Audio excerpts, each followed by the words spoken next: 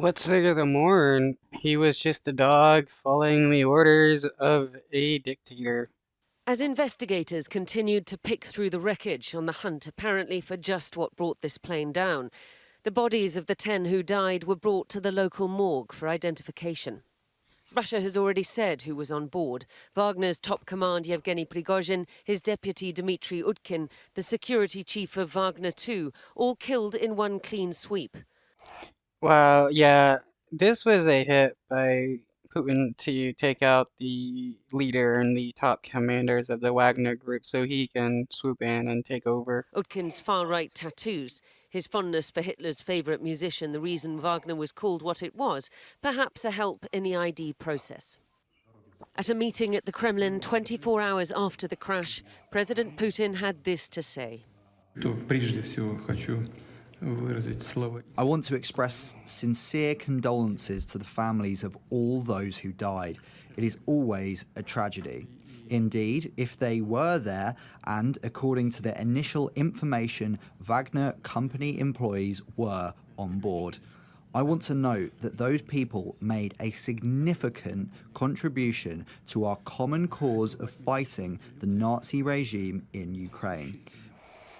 The Nazi regime in Ukraine, I mean, shouldn't you be fighting the Nazi regime in Russia first? Like, because there's a lot of Nazis in Russia. We remember this, we know this, and we will not forget this.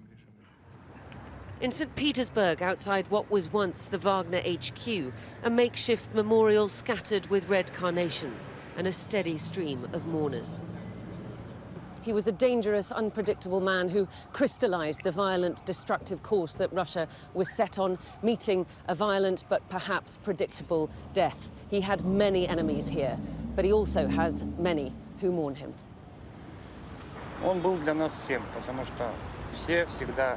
He was everything to us. Everyone was waiting to hear what Uncle Zhenya would say, this man told a local journalist. Wow, people called him Uncle? That is really creepy. When I asked him, though, how he felt, he wouldn't comment. That was to our TV, he said. I don't want to talk to you. This woman, Tatiana, a self-declared Stalin fan, was inconsolable.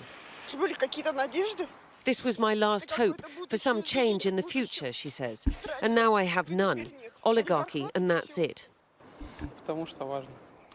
These people are definitely part of a cult of ideology. I asked this man who he thought was behind it. Somebody wants to set up Putin. It's obvious, he says.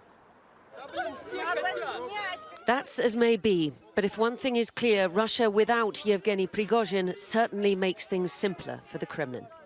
There's been a lot of talk about Putin seeming weak after this rebellion. Where do you think we are now? Putin has certainly reinforced his position. All of those questions about the weakness of Putin, the supposed weakness that came about as a result of him not swiftly murdering Prigozhin, have now been dispelled. And as a result, he should be on a much firmer footing because there isn't now that open question about whether you can actually challenge him. That's what all dictators do. If somebody challenges them in any way, they murder them to let everybody know, if you challenge me, I will murder you. Circulating now on social media, an old video from February. It's Prigozhin with Utkin. Death is not the end, just the beginning of something else, Utkin says off camera. Yes, Prigozhin replies. We will all go to hell, but in hell we will be the best.